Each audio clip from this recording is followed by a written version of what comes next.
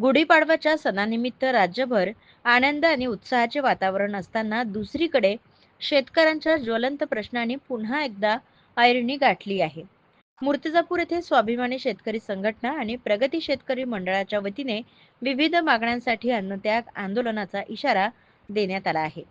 ऐन सणाच्या दिवशीच शेतकऱ्यांना आंदोलनाचा मार्ग स्वीकारावा लागत असल्याने परिस्थितीची गांभीर्यता अधोरेखित होत आहे. बळीराजासाठी हमीभाव कायदा तत्काळ पारित करावा. वन्य प्राण्यांच्या वाढत्या उपद्रवावर नियंत्रण मिळवण्यासाठी 75% अनुदानावर शेत कुंपण योजना राबवावी. तसेच 2025च्या खरीप हंगामासाठी पीक विमा तातडीने वितरित करावा.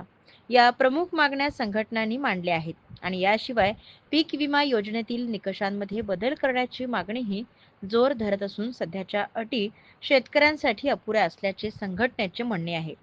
सरकारकडून वारंवार आश्वासन मिळूनही प्रत्यक्षात कोणतीही ठोस कारवाई होत नसल्याचा आरोप करत आता अन्नत्याग आंदोलनाशिवाय पर्याय उरलेला नाही असा इशारा शेतकरी नेत्यांनी दिला आहे.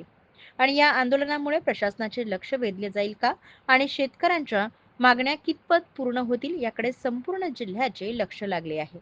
प्रतिनिधी श्याम वाळस्कर, सत्यलढा न्यूज, मूर्तिजापूर. राजेभाऊ, आज ज्या प्रकारे मराठी वर्षाचा पहिला दिवस त्या दिवशी सर्वत्र गोंधळ केल्याने आज आपल्यावर अन्नत्याग आंदोलन करण्याची वेळ आली.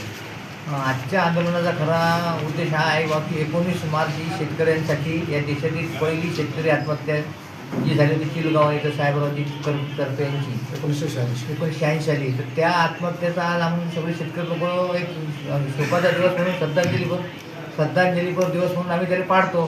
तर त्यानिमित्त 19 तारीख गुढीपाडव्या दिवशी जरी आली असेल, पण जसं आपण कोणता कार्यक्रम आपल्या घरचा सोडत नाही ना त्या दिवशी, तर त्या हिशोबाने आम्ही आज 19 मार्चला शेतकऱ्यांचा संवेदनशील दिवस म्हणून तो पाडतो.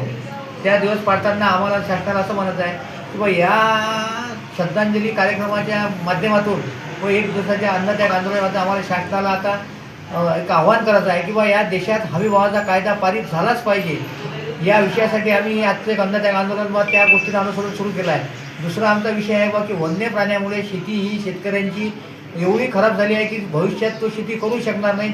म्हणून आमचं असं म्हणणं आहे शासनाला की 75% अनुदानावर शेतकऱ्यांना शेत कंपाऊंडची स्कीम राबवा.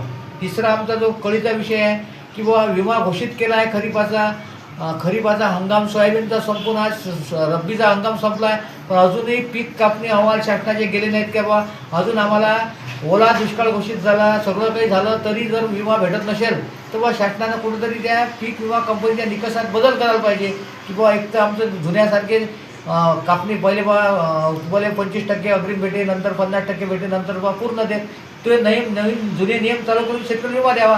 ह्या सगळ्या गोष्टीसाठी आम्ही आजचं एक औचित्य साधून आज गुढीपाडवा जर येशील, पण या देशातला शेतकरी जर 1000 रुपये 500 रुपये हमीभावाच्या खाली जर माल विकून राहिला असेल आणि त्याला जर हमीभावाचा कायदा जर शासन करत नसेल तर आमच्यासाठी नवीन वर्षही तेच आहे आणि दिवाळी तेच आहे आणि दसरा तेच आहे. आमचं नवीन वर्ष त्याच दिवशी सुरू होईल, आमची दिवाळी त्याच दिवशी सुरू होईल ज्या दिवशी आम्हाला या देशात हमीभावाचा कायदा होईल, शेतकऱ्यांना कंपाऊंड मिळेल, शेतकऱ्यांच्या पीक विम्याचं सगळं काही प्रोटेक्शन मिळेल.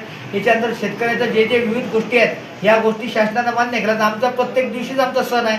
आमच्या खिशात ज्या दिवशी पैसे येतील त्या दिवशी आम्ही दिवाळी करू, आमच्या खिशात पैसे त्या दिवशी आम्ही सण साजरा करू. जिल्ह्यातील सत्यलढाच्या महत्त्वपूर्ण घडामोडी पाहण्यासाठी आपले Satyaladha YouTube news channel subscribe करा, बेल आयकॉनला क्लिक करा आणि रहा सदैव अपडेट.